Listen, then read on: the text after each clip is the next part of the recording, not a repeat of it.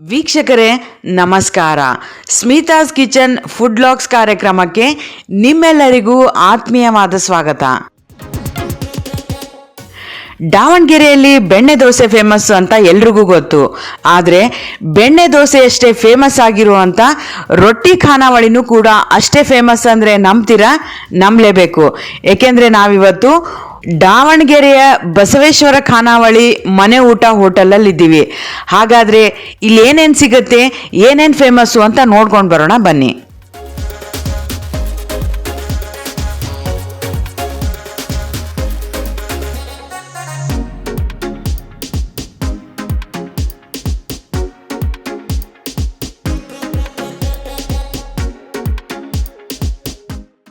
ದಾವಣಗೆರೆಯಲ್ಲೇ ಒಂದು ಉತ್ತಮವಾದ ಹೋಟ್ಲು ಅಂತ ಇವತ್ತಿಗೆ ನನಗೆ ಅನಿಸಿದೆ.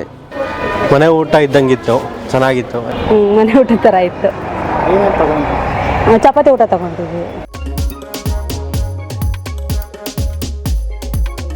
ಊಟ ಚೆನ್ನಾಗಿದೆ. ಊಟಕ್ಕೆ ಇಲ್ಲಿಗೆ ಬರುತ್ತೆ, ಹೊಟ್ಟೆ ತುಂಬ್ತದೆ. ವಟಾಣಿ ಪಲ್ಯ ನೋಡಿದರೆ ಬಾಯಲ್ಲಿ ನೀರೇ ಬರ್ತಾ ಇದೆ, ಅಷ್ಟೊಂದು ಅದ್ಭುತವಾಗಿರುತ್ತೆ ಅಂತ ಇಲ್ಲಿ ಬಂದಂಥ ಹ್ಯಾಪಿ ಕಸ್ಟಮರ್ಸ್ ಹೇಳ್ತಿದ್ದಾರೆ. ಹಾಗಾದರೆ ನಾವ್ಯಾಕೆ ತಡ ಮಾಡೋದು? ನಾವು ಕೂಡ ಬಸವೇಶ್ವರ ಖಾನಾವಳಿಯಲ್ಲಿ ಸಿಗುವಂಥ ರೊಟ್ಟಿ ಊಟ, ಚಪಾತಿ ಊಟನ ಸವಿಯೋಣ ಬನ್ನಿ.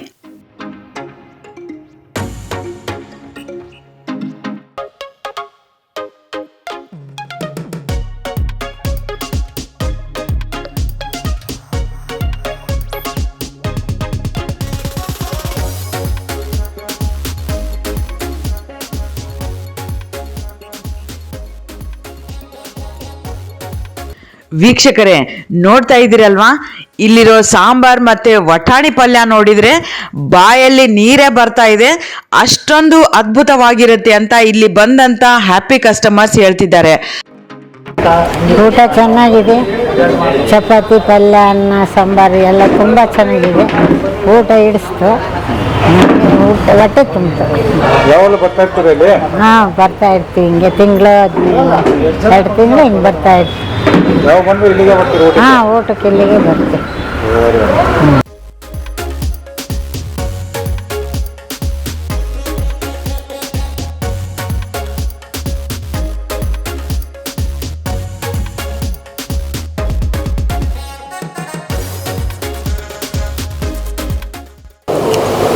ಊಟ ಚೆನ್ನಾಗಿದೆ, ಎಲ್ಲ ಚೆನ್ನಾಗಿದೆ, ರೊಟ್ಟಿ ಚೆನ್ನಾಗಿದೆ, ಎಲ್ಲ ಚೆನ್ನಾಗಿದೆ ಊಟ.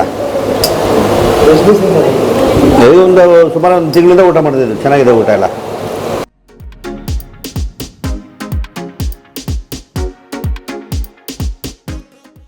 ಇಲ್ಲಿನ ವಿಶೇಷತೆ ಏನು ಮತ್ತು ಇವರು ಅಡುಗೆಗೆ ಬಳಸುವಂಥ ಸೀಕ್ರೆಟ್ ಪದಾರ್ಥ ಏನು ಅಂತ ನಾವು ಬಸವೇಶ್ವರ ಖಾನಾವಳಿ ಓನರ್ನೇ ಮಾತಾಡ್ಸ್ಕೊಂಡು ಬರೋಣ ಬನ್ನಿ.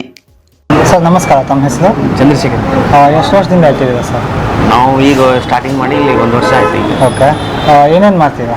ರೊಟ್ಟಿ, ಚಪಾತಿ, ಮುದ್ದೆ, ಅನ್ನ, ಸಾಂಬಾರು. ಹಲವಾರು ಖಾನಾವಳಿಗಳಿದೆ, ವರ್ಷಾನುಗಟ್ಲೆಯಿಂದ ಮಾಡ್ತಾಯಿದ್ರು. ಅದು ನೀವು 1 ವರ್ಷದಲ್ಲೇ ಇಷ್ಟೊಂದು ಫೇಮಸ್ ಹೆಂಗಾದ್ರೆ ಏನು ಸ್ಪೆಷಾಲಿಟಿ ನಿಮ್ಮದು? ನಮ್ಮದು ಊಟನೇ ಚೆನ್ನಾಗಿದೆ ಅಂತ ಎಲ್ಲ ಹೇಳ್ತಾರೆ. ಊಟ ಚೆನ್ನಾಗಿದೆ, ನಾವು ಹುಡ್ಕೊಂಡು ಇಲ್ಲಿ ಊಟ ಮಾಡ್ತೀವಿ. ಇಲ್ಲಿ ಪರಿಸ್ಥಿತಿ ಬಂದರೆ ಇಲ್ಲೇ ಊಟ ಮಾಡಿ ನಾವು ಹೋಗ್ತೀವಿ. ಸೂಪರ್ ಟೇಸ್ಟ್ ಚೆನ್ನಾಗಿದೆ, ಪರವಾಗಿಲ್ಲ, ಅಡ್ಡಿಲ್ಲ.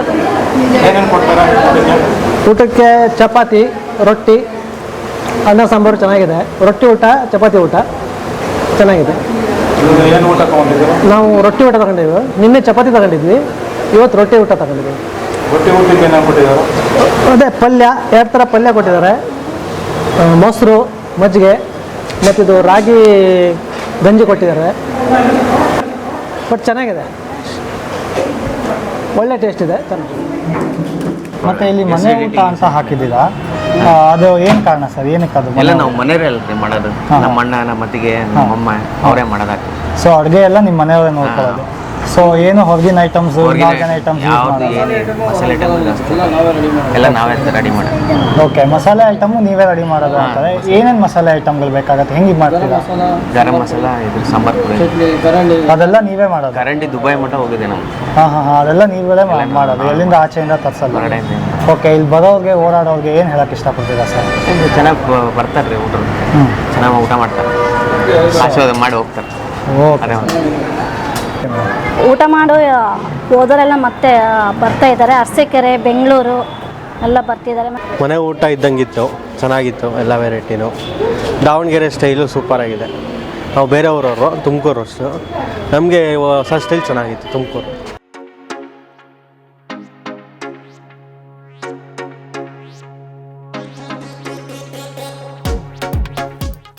ಊಟ ಎಲ್ಲ ಚೆನ್ನಾಗಿದೆ ಅಂತ ತುಂಬ ಹೊಗಳು ಹೋಗ್ತಿದ್ದಾರೆ. ದಾವಣಗೆರೆಯಲ್ಲೇ ಒಂದು ಉತ್ತಮವಾದ ಹೋಟ್ಲು ಅಂತ ಇವತ್ತಿಗೆ ನನಗೆ ಅನಿಸಿದೆ. ನಾವು ಹೊಸದುರ್ಗದಿಂದ ಬಂದಿದ್ದೀವಿ. ಈ ಎಷ್ಟು ದಿವಸ ಒಂದು 20 ವರ್ಷದಿಂದ ಓಡಾಡಿದ್ರು ಇಲ್ಲಿ ದಾವಣಗೆರೆಯಲ್ಲಿ ಇಂಥ ಉತ್ತಮವಾದ ಊಟ ಎಲ್ಲೂ ಕೊಟ್ಟಿಲ್ಲ. ಇವತ್ತು ಇಲ್ಲಿ ಊಟ ತುಂಬ ಚೆನ್ನಾಗಿದೆ. ಚಪಾತಿ ಅನ್ನ ಸಾಂಬಾರು ತೊಗೊಂಡಿದ್ದೀವಿ. ಕ್ವಾಲಿಟಿನೂ ಆಗ್ಬೋದು, ಕ್ವಾಂಟಿಟಿ ಆಗ್ಬೋದು, ಎಲ್ಲ ಚೆನ್ನಾಗಿದೆ.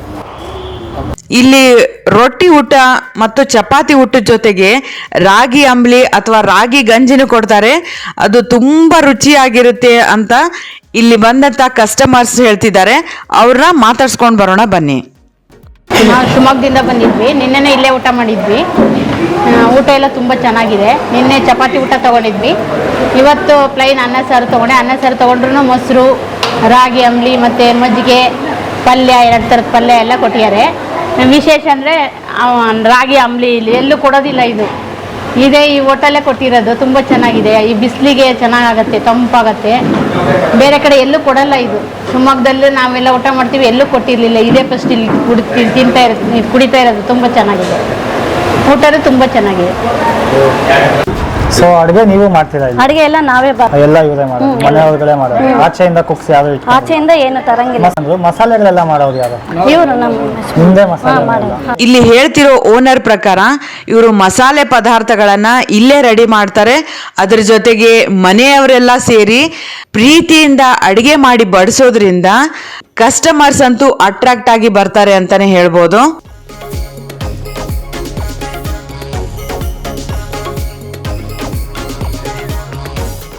ಸರ್ ನಿಮ್ಗೆ ಹೆಂಗೆ ಹೋಟ್ಲಿಡೋ ಐಡಿಯಾ ಬಂತು? ನಮ್ಮ ಬೀಜ ಎಲ್ಲ ಮಾಡಿದ್ವಿ ಅದರಿಂದ ನಮ್ಗೆ ಹೋಟ್ಲದ ಐಡಿಯಾ ಮುಂಚಿಂದಾನು ಇತ್ತು. ಬೆಳಗ್ಗೆ ಎಲ್ಲ ಮಾಡಿ.